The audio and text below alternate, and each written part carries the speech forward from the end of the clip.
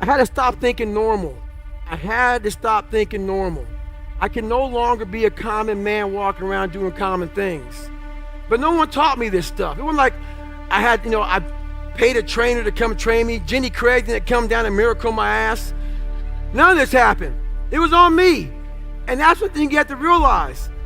Everything you do, you may have some support, you may not, but it's on you. You have to make the decision whether you want to be a badass or whether you just want to be mediocre and everything's okay. We have to break the barriers within our minds, within the world, and it starts with yourself. It starts with yourself. You got to break the barriers down within yourself and just go there. You got to go to yourself. You're going to find peace from going to war with yourself, because we all got shit. We all got shit. People look at me. The reason why my story resonates with people, because I don't hide. I'll tell you exactly who the fuck I am. I will admit to it. People are great at hiding.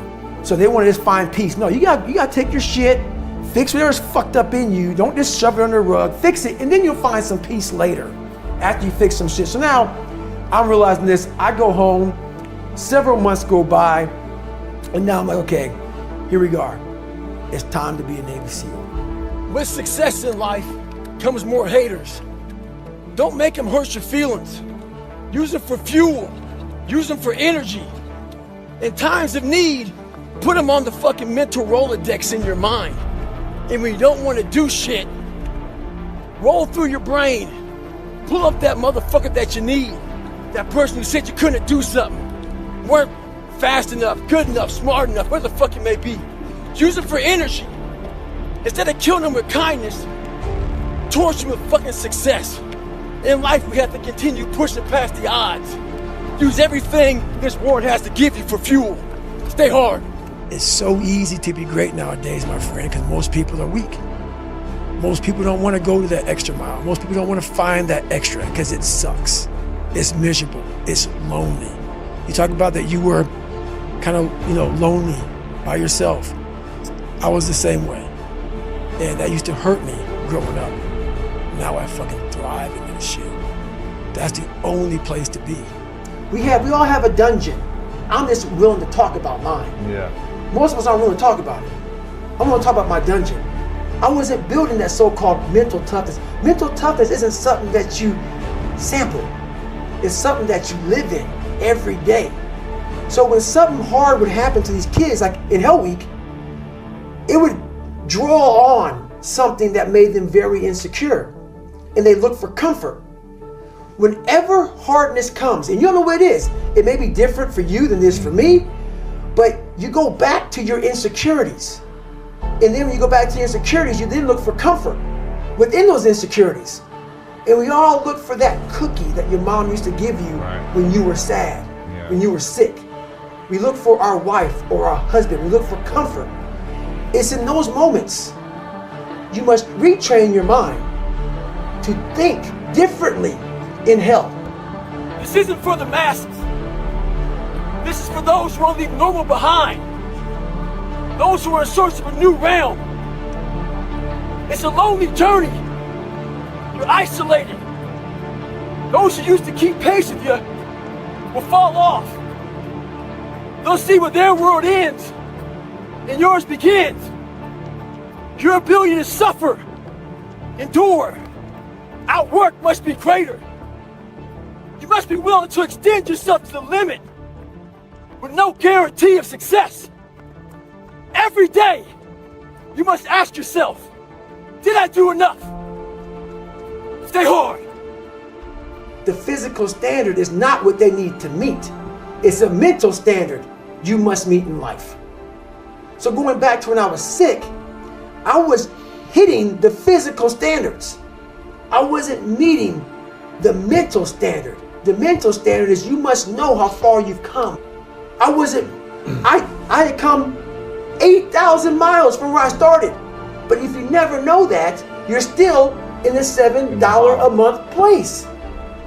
When I was sick, I was able to slow it down and reflect back on my entire life. And in that bed, and I thought I was dying, because that story is long, that sick portion of my life is long. I didn't care if I died or lived, because I was for the first time in my life happy and at peace. because I reflected back on where it started. It wasn't like someone came down here and guided me through life. When you figure this out on your own, the amount of pride and dignity and self-respect you have. That's why I walk around the streets with a backpack and just like, I don't need anything else. You figure it out by going inside yourself, by callousing over the victim's mentality. You're always a victim, even if you have everything in life, until you realize what you've achieved. This is my life. I'm not that smart. I'm depressed. I have a horrible life. I have these two guys, one guy that, so I became this 297-pound person because it became my body armor. Yeah. Because the inside was a fragile, weak, insecure kid. So I put this big man around it. So when people looked at me, I intimidated them. I scared them. But if they knew the real me, just a little punk. Yeah. I was a little punk kid in a 24-year-old guy's body. So I said to myself, I'm gonna run 4 miles. My first run, out the gate, I'm gonna run 4 miles. I ran a mile, I ran a quarter of a mile, walked home, sat on the couch depressed. I said, man, there's no way I can do this. But what I realized though, is I wasn't gonna give up. Because I already given up a million times. And I thought about how would I feel at 50 years old if I gave up now? I mean, not to have, so I kept all this stuff in my mind. And basically, I started becoming obsessed. I slowly, it didn't happen that night on the couch. Right. Over a period of time, I started becoming obsessed with studying, with weight, with being somebody, with making people who thought I was gonna be nothing kind of like feel like shit. I became obsessed with, you have to make this right. And the only person that's gonna do it is yourself. So I became obsessed with just being obsessed. And that's what it was, man.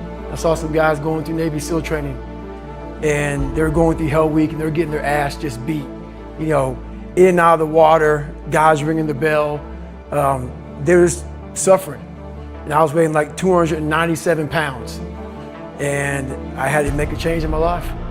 I was at an all-time low and I wasn't going anywhere. And I was exactly what everybody said I was gonna be, which was nothing. So I had to make a change. Long story short, what I realized was no one was here to help me. And the feeling I had every morning, I looked in the mirror, was horrible. And I didn't want to feel like that anymore.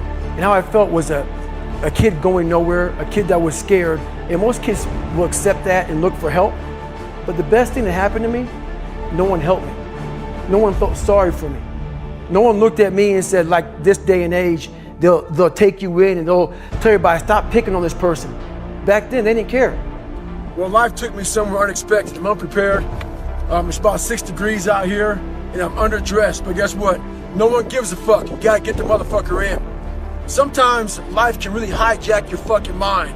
When that happens to you, you're all fucked up. Your goals, your ambitions, everything is out the fucking window. In life, we all go through different things. Sometimes your girlfriend or boyfriend breaks up with you. Guess what? Get the fuck over it. They no longer want you. Maybe you failed a test in school, you worked your ass off. Guess what? You failed the fucking test. Get over it, move past it. Learn to not let life hijack your brain. At work, you've been working your ass off for that new promotion. You don't fucking get it, someone else does. Maybe they kiss better ass than you do. Guess what? Get over it. Life will hijack your mind if you let it. Don't allow all these things to make you a lesser person. You must own your mind. Don't let life own yours. Get after it, stay hard. I had to figure out I wasn't gonna be a punk kid all my life. So the only way I could turn it around was to suffer.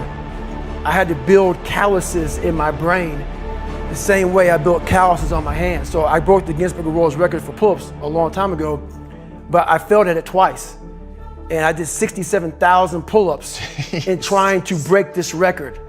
So to do 4,030 pull-ups, I had to do 67,000 for training for that. Wow. And so what I realized is for me to become the man I wanted to become, I saw myself as the weakest person God ever created. But I never blamed God for anything he did to me. So I wanted to change that to be the hardest man ever created. Am I that? I don't know, but you had to have a goal. And my goal when I was sitting there, not going to school, being bullied, having no self-esteem, my goal was the only person that's gonna turn this person around is me.